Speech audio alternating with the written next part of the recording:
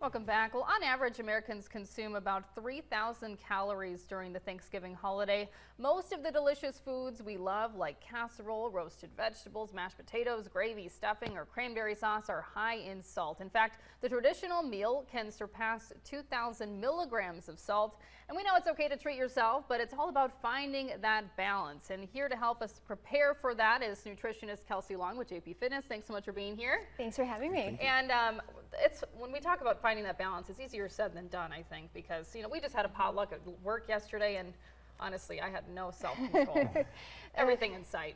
Yes, it can be very hard, especially during the holiday time. You've got family around and everything is available and all the food is so good. So how do we stay on track with our nutrition during these times? And so here at JP Fitness, what we really try to promote is sensible eating, and that is going to be thinking of colorful food on your plate. So think about orange, greens, getting the whole color of the rainbow on that plate. Eating your vegetables and your salad first. Sure. So trying to get more satiated on those healthier foods before we go into the fats. And we're too full for the pie. I get it. Yeah, I would like to say, when you say colorful, you mean naturally colored. Naturally colored. Not, yes. My favorite aunt's Jello salad. yes. Yeah. So we're thinking more of our roasted vegetables. So our carrots, our green beans. So getting those peas in there too. So getting eating those first, and then moving on into more of the fun foods, and staying in your portion sizes. Sure. Only going in for one plate and not going back for seconds. Oh, that's so difficult. It's so difficult. It takes a little bit of self-control, but and the main thing too is don't punish yourself if you do slip up or anything like that. It is a fun time. It's a holiday. You have the next day to get back on track. So why specifically, doing the vegetables first rather than the proteins first? Yeah, so vegetables first. So a few reasons for that. It will fill us up fast, and also proteins will do that first. So vegetables or proteins, always want to do those first. I would say leafy greens first, because those are what's going to fill you up, and it's going to give you that hunger or that satiated feeling, so you're not hungry.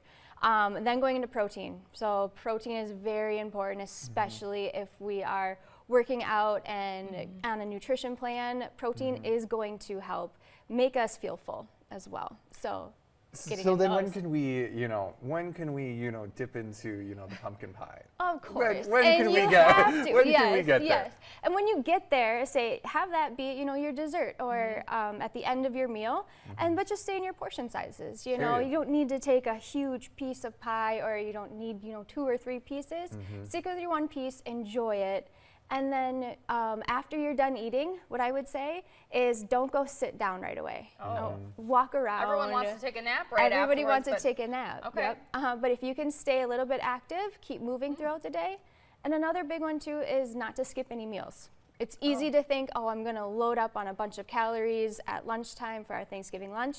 Don't skip breakfast. So what that does is it leads to overeating, and usually overeating is not healthy foods that we're choosing. We should mention one way that you can kind of get ahead of the game on Thanksgiving is to take part in the turkey trot that you guys are having to support a good cause. Yes, so we are bringing awareness to the Echo Food Shelf, and that is going to be on Thanksgiving Day, 8 a.m. You are welcome. It is free for everybody, so the whole community. What we ask is a donation for the Echo Food Shelf, so either a monetary donation or bringing in a canned food item. We'll have some really cool vendors there as well too. Crisp and Green, All-Star Nutrition, Minnesota IV, and Nautical Bowls will be there. It's family friendly, so it's a 5K event. Some people bring their dog too, and we'll have staff around set up and kind of directing everybody where to go. You don't have to run it. You can walk it, or some people bring strollers with kids. All right, thank you. Sounds fun. Well, thanks so much for being here today. Thank you. We'll have more when we come back on Cato Living.